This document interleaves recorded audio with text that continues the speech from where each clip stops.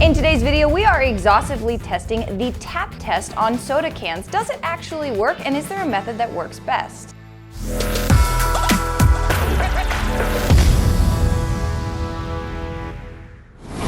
Hey everyone, if you haven't heard, we've got a handful of our old project build kits up for sale in our shop. One of these kits is the Spy Scope, which lets you turn your cell phone into a powerful microscope. You can also get some special challenge slides that will conceal a secret URL, which will lead you to a hidden video. So if you haven't checked them out yet, go down into the description to take a look.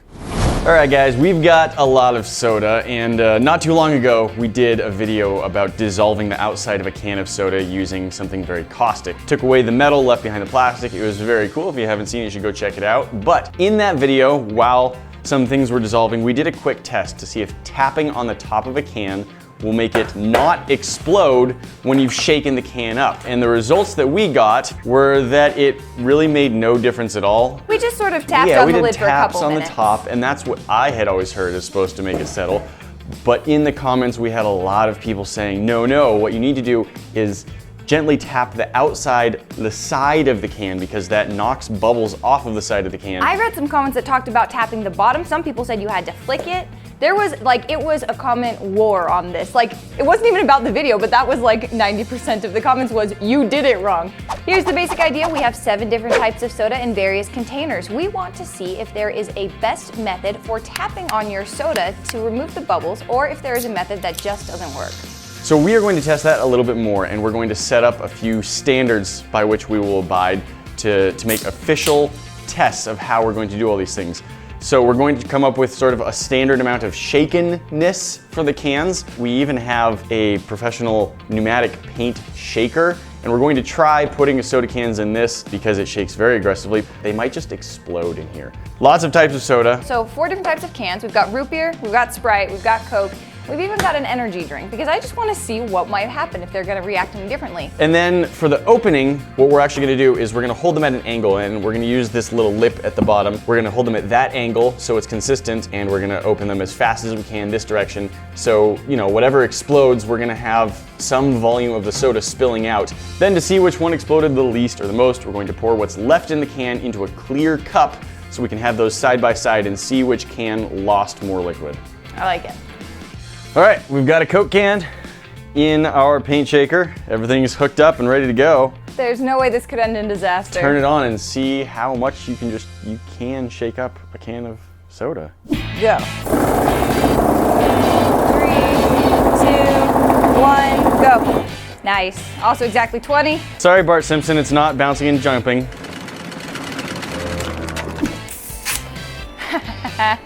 Go.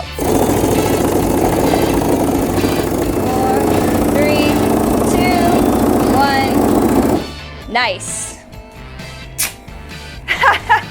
Go. 3, 2, 1, stop.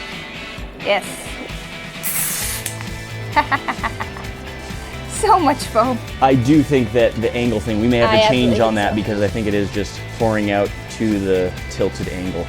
I think we have to abandon the tilt and just go for the straight up and down. All right, let's try it. 3, 2, 1.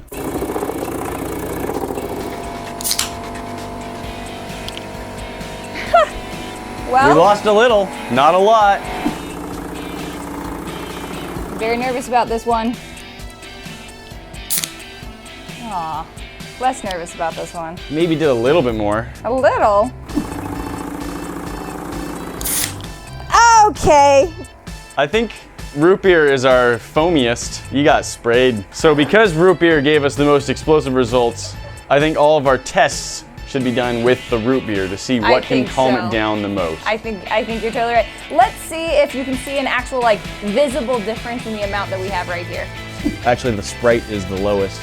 Oh, it is? Did that particular Sprite can come with less? And it's very hard to say. 1 cubic centimeter less liquid in it? Yeah. And it's not like we can open them, pour them out before we try the experiment because you need the sealed can. I want to just open this one. This one hasn't been shaken. Okay. It's just been sitting in a box, and then I fairly gently carried it over here. So I'm just curious what's going to happen to it if I just open it the same way. So foam came up onto the can, but there was no spray. Yeah. Nothing escaped the lip of the can. So there is a difference, clearly. So now I think we need to start doing a test. Maybe 20 seconds of shaking, and then we can try the tap top again. We can try the side tap the way they're asking. Maybe a couple other varieties as well. I've heard the bottom, flicking the bottom of the can. Bottom, yep. You guys were very upset that we did not exhaustively test this, so we're gonna. We are going to test the heck out of it. Go. Okay, I am not looking forward to this. It definitely overflowed way more than our can that had not been shaken, which was none. Yeah. So there is another thing that I want to test while you're doing that. A test of if I just take this unshaken can and give it just one shake, how does that compare to our paint can? That shook more? That looked like at least as much foam pouring out to me. You may have less than I do. It's possible. I think I did have a couple seconds less between stopping shaking and opening. All right, so now Let's we need to shake one start again. shaking things 30 seconds in the paint shaker and then try all of our tests to see what's gonna actually help. First one I wanna do is shake it up, but then just let it sit for 30 seconds before we open it. Not touching it, not tapping it, not doing anything, manipulating it anyway, just waiting 30 seconds. 3, 2, 1. Huh, I'd say that made a difference. Yeah, it was definitely still more foam than non-agitated, but it was definitely less than the one where we just shook it in the paint can and opened it immediately. So waiting did something, but it did not restore it all the way. Let's do our tap on the top test. So let's do a top, a side, and a bottom. All right, so this one is tap the top. Tap the top for 10 seconds or something. 3, 2, 1. Whew. I am covered in root beer. All right, 30 seconds. Side, just for about 10. Just try and get all the way around and knock all the bubbles off. 3, 2, 1. A little less. Everybody has such a strong opinion on this, and it's a very serious opinion, like, no, it must be done this way. So we're trying them all, but the results are kind of showing that this may not even be necessary. About 10 seconds. 3, 2, 1. Well. That looked about the same as the other two tapping tests. Yeah.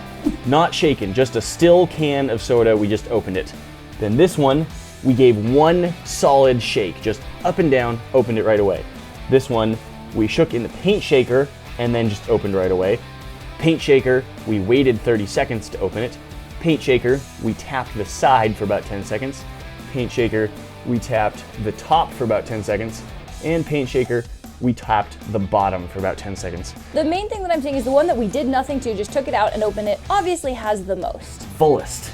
And the one that you just shook once and then opened immediately This has the lowest. Yeah, easily. it does. It's probably a 1/4 inch below pretty much everything else, like below the lowest mark in the cup, whereas most of them are like at that mark. I'm gonna go ahead and say that any sort of method of just like gently agitating it after a drop is gonna help a little bit, especially if we compare it to that one shake and open that you did, because that obviously, you know, is the most explosive. Yeah, that's lost the most foam so far. So one heavy shake seems to upset it more than just being shaken constantly for 30 seconds. So I want you to try something. I want you to take, we have exactly one can left, right? Yes. Maybe if you shook it really, really hard and then tapped it on the side, see if that makes any difference from the one shake. So do a one shake, tap all over it a little bit? And see if it's different than your one shake, but only do it for a few seconds.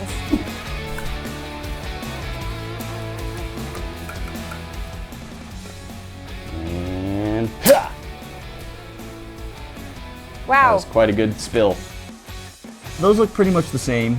There might be like an extra millimeter. The difference is so little. Like Yeah. it spills out, and tapping the sides didn't really do much. It really didn't. But what we are seeing here is that just agitating it. So if your soda is sitting in your car, if you're carrying it from your car to a barbecue or something, just jostling it around, you're not losing that much. Maybe a tablespoon of liquid is what I'm thinking here. Although if you're holding it in your hand is gonna get nice and sticky. I know in the comments you guys are gonna be like, oh, but you still did it wrong. So if there's still something here that we're missing, you can let us know. We've got a scale. This is our completely full, nothing spilled out can. We're gonna get 384 grams. Now with our one big shake that we opened immediately, we're down to 337 grams. So that's 47 grams lost to our one big shake. Just waiting 30 seconds, 375 grams. So we've only lost 9 grams of liquid by just waiting. Tapping on the bottom, 373. So it's sort of between 373 and 374. 371 with the side tap, so we lost more with that. So hey, side tap might be worse than bottom tap. Top tap, 368. So the bottom tap actually lost the most, so that's showing bottom tap worked the best. Oh, it so did? Far. Interesting. Well, it worked the best of the tapping. Waiting 30 seconds, we have 2 grams more than any of the tapping. Interesting, okay. So waiting 30 seconds is definitely still winning. So this should be the one big shake, but then tapping on all sides, all the taps, yeah. 346. So clearly lost a lot. But again, the big shake seems to make it lose a lot more It really does. than the rest of the shaking. Paint shaker, not the most agitated it can get. How bizarre. I wonder if that's the same with the Sprite and the Diet Coke. Should we try a big shake with those and see if it loses more than the shaker? Nice. All right, that was not shaken. And we saw that the Sprite was not the foamiest, so that's not terribly surprising. Nothing escaped onto the ground. All of it stayed in or a tiny bit on top of the can, but nothing lost. Now we're gonna do one big shake. Wow. Quite a bit more gone. So this would be like you're at a barbecue, you go to pick it up out of the cooler, but it's covered in water, so you just drop it. Oh, crud. Woo! That fountain, now that could also be because the can deformed, so it's physically pushing on it more. So now we're gonna do about 30 seconds in the paint shaker. Nice. That was less than the one that wasn't shaken at all. Like nothing even came up onto the top. The one we didn't shake, there was a little bit of foam. It didn't go anywhere, but it foamed. This one I opened it and it's just like nothing. Well, we've been doing testing and I think we've fairly conclusively found that a single large shake does considerably more to shake up a can of soda than even a paint shaker. With the Sprite, it was so severe that the one we put in the paint shaker like seemed the least agitated of all. So we're gonna use our Diet Coke and we're going to retest the tapping on the side, the top, and the bottom and see if one of those seems to settle the soda down more than the other ones. First one, this one hasn't been shaken, it's just been sitting here. Okay, so then this one will be the shake once, open immediately, no taps. Ready? Okay. This one I'll shake once and then I'm going to tap the top for 10 seconds.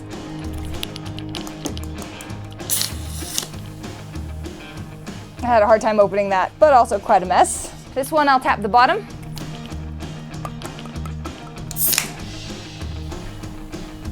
I don't know if that shake was as big.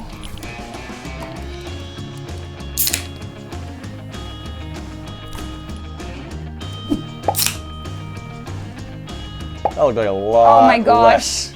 Just waiting 30 seconds works so much better than tapping. Let's get these on the scale. The best, of course, is no change, where we didn't shake it, nothing spilled out. That was at 372. Waiting 30 seconds, we only lost 2 grams of soda, barely anything poured out.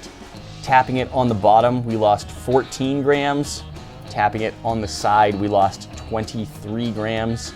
Tapping it on the top, we lost 26 grams. And giving it one big shake and then opening it immediately, we by far lost the most. We lost 34 grams. So in terms of tapping, bottom works best, then the sides, then the top. So people were right to tell us that we were doing the bad tapping method when we tested it before. Because we were just tapping the top. I think the most surprising thing we've learned today is that the paint shaker does not actually shake up a can of soda as much as just one shake. That was completely counterintuitive to me. I would definitely have thought this would shake it more, but maybe the agitation is just like mixing the carbon dioxide back in. Let's see how much explosion we get by just shaking a Red Bull, one hard Red Bull shake. Just watch this one hit the ceiling. Oh, my goodness. Well, that's 30 seconds. That looks very shaken. Now what do we do with it? Where's your machete? We've got some throwing stars, and we're gonna try and throw them at our soda bottle. See if we can pop our soda bottle. We're very bad at this, We guys. are, but we're not gonna let that stop us. Okay. Oh! I take back everything I said. He's really good at this. That ruptured open. So Nate, would you recommend the tapping a bottle for somebody if they've got a soda? No, not particularly. I'd say just wait for half a minute, maybe even a whole minute, you know? Yes, the tapping works a little bit, but honestly, just waiting, that's gonna work better. Oh! How could that possibly even maybe go well? Guys, that's not all. You know we've always got more for you to see. Hit that box up at the top and we'll see you in the next one. Talk to you then.